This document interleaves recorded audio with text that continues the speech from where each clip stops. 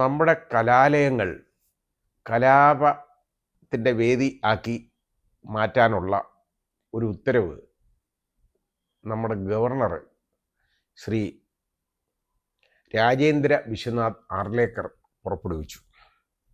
അദ്ദേഹം എല്ലാ vice ചാൻസലർമാർക്കും letter അയച്ചു കൊടുത്തു. അതായത് ആഗസ്റ്റ് 14 വിഭജന ഭീതി ദിനം ആയിട്ട്, അതായത് സെപ്പറേഷൻ ഹൊറർ ഡേ ആയിട്ട് ആചരിക്കണം എന്ന് ഉള്ള ഒരു ഉത്തരവ് അങ്ങ് പുറപ്പെടുവിച്ചു. ഈ ഉത്തരവെന്ന് പറയുന്നത്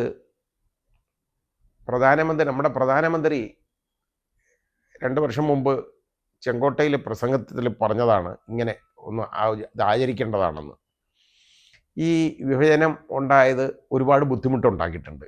ഇന്ത്യ പാകിസ്ഥാൻ വിഭജനം എന്ന് പറയുന്നത് ഒരുപാട് ബുദ്ധിമുട്ടുണ്ടായി. ഒരുപാട് ഹിന്ദുക്കളും കൊല്ലപ്പെട്ടിട്ടുണ്ട്, അതിൽ ഒരുപാട് മുസ്ലിങ്ങളും കൊല്ലപ്പെട്ടിട്ടുണ്ട്. ശരിയാണ് അത്. പക്ഷേ ഈ വിഭജന ഭീതി ആദ്യം ഉണ്ടാക്കിയെടുത്തത് ആരാണ്? അതായത് RSSൻ്റെയൊക്കെ തലതൊട്ടപ്പൻ എന്ന് അവർ കരുതുന്ന ഹിന്ദു മഹാസഭയുടെയൊക്കെ നേതാവായിരുന്ന ആളാണ്, അദ്ദേഹമാണ്. ഞാൻ ആ പേര് പറഞ്ഞു കഴിഞ്ഞാൽ വലിയ പ്രശ്നമാണ്, അതുകൊണ്ട് ഞാൻ പറയുന്നില്ല. ദ്വിരാഷ്ട്ര സിദ്ധാന്തം 1923 ഇറക്കി വിട്ടതാണ്. അതായത് ഹിന്ദുക്കൾക്ക് പ്രത്യേകം രാജ്യം വേണം, മുസ്ലിങ്ങൾക്ക് പ്രത്യേകം രാജ്യം വേണം. ഇത് യഥാർത്ഥത്തിൽ മുഹമ്മദ് അലി ജിന്നയുടെയൊക്കെ തലയിൽ ഉദിക്കുന്നതിനേക്കാളും മുമ്പ് ഉദിച്ചതാണിത്, ഈ ദ്വിരാഷ്ട്ര സിദ്ധാന്തം. ആ സിദ്ധാന്തവും ഇരുന്നതിന് ശേഷം ഇന്ത്യയുടെ സ്വാതന്ത്ര്യ സമരത്തിലൊന്നും ഇവർ പങ്കെടുത്തില്ല. അതൊക്കെ വേറെ ആളുകളാണ് പങ്കെടുത്തതൊക്കെ. സ്വാതന്ത്ര്യ സമരത്തിലൊന്നും പോകാതെ നോക്കിയിരുന്നതിന് ശേഷം ഈ സ്വാതന്ത്ര്യ ദിനം അത് വന്നു. ഇന്ത്യയുടെ ഹിന്ദു രാഷ്ട്രമായിട്ട് ഇന്ത്യ വേണം എന്ന് കരുതിയവർക്ക് തെറ്റി. കാരണം അന്ന് വളരെ ബോധമുള്ള, നല്ല രാഷ്ട്രീയ അവബോധമുള്ള, മനസ്സിന് നന്മയുള്ള നേതാക്കൾ, സ്വാതന്ത്ര്യ സമരത്തിലുണ്ടായിരുന്ന നേതാക്കളെല്ലാം, അവർ ഗാന്ധിജി ഉൾപ്പെടെ അവർ എടുത്ത തീരുമാനമാണ് ഇന്ത്യ എന്നും ഒരു മതേതര രാഷ്ട്രമായി തുടരും എന്നുള്ളതാണ്. ഹിന്ദു രാഷ്ട്രമാവും എന്ന് അവർ തീരുമാനിച്ചില്ല. അതോടുകൂടി ഈ അടപ്പം പൂട്ടി ഇങ്ങനെ ഇരിക്കുകയായിരുന്നു. ഇതും കഴിഞ്ഞതിന് ശേഷമാണ് ഇപ്പോൾ പുതിയതായിട്ടൊരു പ്രഖ്യാപനം. നോക്കിയപ്പോൾ എന്താ, ഈ ആഗസ്റ്റ് 15 എന്ന് പറയുന്നത് സ്വാതന്ത്ര്യലബ്ധിയാണ്. സ്വാതന്ത്ര്യം ഇവർക്ക് ആഘോഷിക്കാൻ ഇച്ചിരി ബുദ്ധിമുട്ടുണ്ട്. അതിൻ്റെ കുഴപ്പം കാരണം സ്വാതന്ത്ര്യ സമരത്തിൽ പങ്കെടുത്തിട്ടില്ല. സ്വാതന്ത്ര്യ സമരത്തിലെ പോരാളികൾക്കെതിരെ ഞങ്ങൾ യുദ്ധം ചെയ്യാം എന്ന് പോലും ബ്രിട്ടീഷുകാരോട് സമ്മതിച്ച ആളുകളുണ്ട്. അപ്പോൾ അവർ ഒക്കെ ഈ സ്വാതന്ത്ര്യ ദിനം എന്ന് പറയുന്നത് ഒരു ചെറിയ ഉളുപ്പുണ്ട് അതിൽ. അപ്പം പിന്നെ എളുപ്പമുള്ളതുണ്ടല്ലോ, ഈ അടി ഉണ്ടാക്കുന്ന ഒരു മാർഗമാണ് ഈ നോക്കുന്നത്. കാരണം അതിൻ്റെ തലേ ദിവസം ആഗസ്റ്റ് 14 വിഭജന ഭീതി. എന്ത് ഭീതിയാണ് ഉണ്ടായതറിയാമോ ഇവർക്ക് ഇപ്പോഴും ഉള്ളത്? ഇത് എത്ര വർഷം മുമ്പുണ്ടായ കാര്യമാണ്? 1947 ആഗസ്റ്റ് 14 കാര്യമാണ് ഈ പറയുന്നത്. ആ പാകിസ്ഥാന് സ്വാതന്ത്ര്യ ദിനം എന്ന് പറയുന്നത് ആഗസ്റ്റ് 14. അതുപോലെയാണ് ഇന്ത്യയുടേത് ആഗസ്റ്റ് 15. അപ്പം ഇത് എന്തുകൊണ്ടാണ് ഇപ്പോൾ ഈ വിഭജന ഭീതി ദിനം ആചരിക്കേണ്ടതെന്ന് ചോദിച്ചു കഴിഞ്ഞാൽ, പഴയ ഭീതി ആളുകളിലേക്ക് വിളിച്ചുകൊണ്ട് വരണം. കാരണം ഹിന്ദു മുസ്ലിം ലഹളയാണല്ലോ ഉണ്ടായിട്ടുള്ളത്.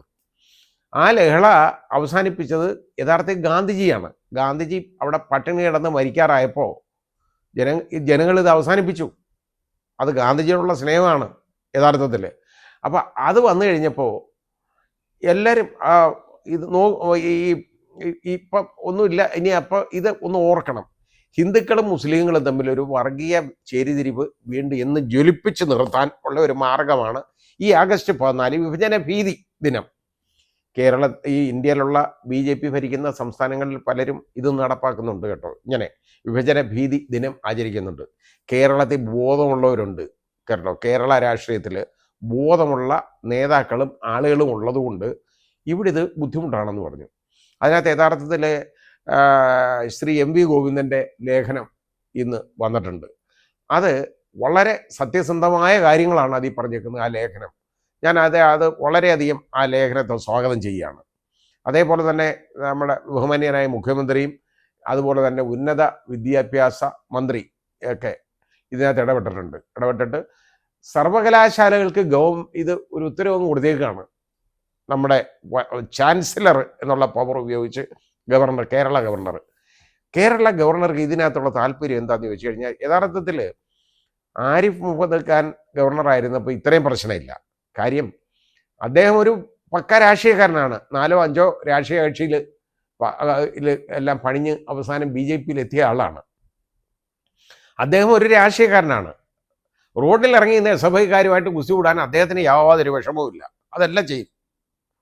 തെരുവിൽ നിന്ന് വേണമെങ്കിൽ സമരം ചെയ്യും. അതെല്ലാം അദ്ദേഹം ചെയ്യുമായിരുന്നു. അത് ഒരു പക്ക രാഷ്ട്രീയക്കാരൻ. നേരെ മറിച്ച് ഈ ശ്രീ ആർലേക്കർ അങ്ങനല്ല. ആർലേക്കർ എന്ന് പറയുന്നത് ഒരു ശരിയായ RSSകാരനാണ് കേട്ടോ. അദ്ദേഹം RSS സിദ്ധാന്തം മാത്രം അരച്ച് കലക്കി കുടിച്ച് നടക്കുന്ന ആളാണ്. അതാണല്ലോ ഈ കാവി ചുറ്റിയ ഭാരതാംബ എവിടെ പോയാലും വേണമെന്നൊക്കെ പറയുന്നത് ഇതാണ്.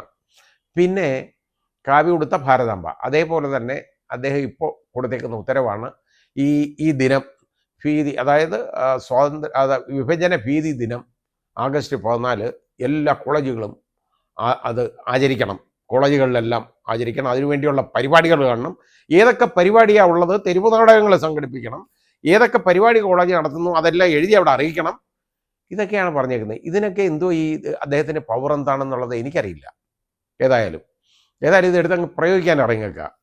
അപ്പോൾ കേരള ഗവൺമെൻറ് നല്ലൊരു കാര്യം ചെയ്തു. മുഖ്യമന്ത്രി ഉൾപ്പെടെ ആലോചിച്ചിട്ട് ഇപ്പോൾ ഉന്നത വിദ്യാഭ്യാസ മന്ത്രി ശ്രീമതി ബിന്ദു ഒരു ഗവൺമെൻറ് സർക്കുലർ തന്നെ ഇറക്കി, ഓർഡർ ഇറക്കി, കോളേജുകളിലെ ചാൻസലർ, അതായത് കോളേജുകളിലെ പ്രിൻസിപ്പൽമാർക്കും അതുപോലെ തന്നെ ഡീൻമാർക്കും ഒക്കെ കൊടുത്തു. ഇങ്ങനൊരു ദിവസം ആചരിക്കരുത്. ഇത് ഇന്ത്യയുടെ നമ്മുടെ മതേതരത്തിന് സ്വഭാവത്തിന് വളരെ എതിരാണ്. മതസ്പർദ്ധ ഉണ്ടാക്കാനുള്ള ഒരു കാര്യമായിട്ട് ഇത് മാറും. അതുകൊണ്ട് ഒരു കാരണവശാലും ഒരൊറ്റ കോളേജിലും ഇത് നടത്താൻ പാടില്ല.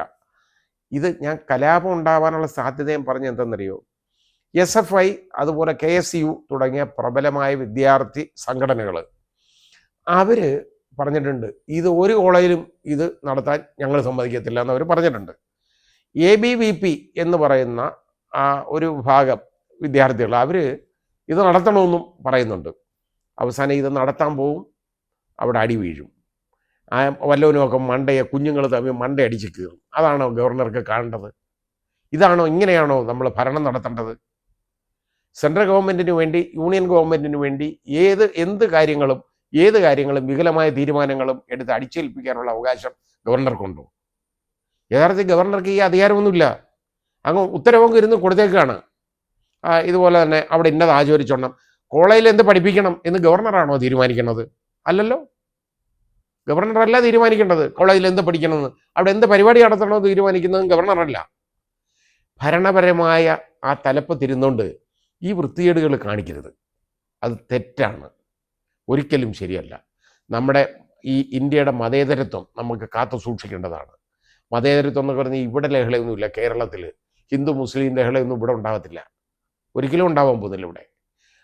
അതിൻ്റെ മുൻകൂട്ടി അതെങ്ങനെയെങ്കിലും ഉണ്ടാക്കിയെടുക്കണം. അതാണ് ഇപ്പോഴത്തെ ആവശ്യം.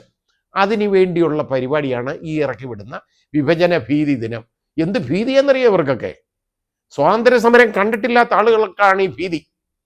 അത് മാത്രം ഉള്ളൂ ഞാൻ പറയാൻ പോകുന്നത്. ഇത് ശരിയല്ല, ശരിയായ തീരുമാനമല്ല. ഇതിൽ നിന്ന് ഗവർണർ പിന്മാറേണ്ടതാണ് ഇങ്ങനെയുള്ള നടപടികളിൽ നിന്ന്. അതുപോലെ തന്നെ കേരള ഗവൺമെൻറ് ശക്തമായ നടപടി ഇതിനെതിരെ സ്വീകരിച്ചതിൽ അങ്ങേയറ്റം സന്തോഷമുണ്ട്. എല്ലാവിധ ആശംസകളും, സ്വാതന്ത്ര്യദിന ആശംസകളും എല്ലാവർക്കും നേരുന്നു.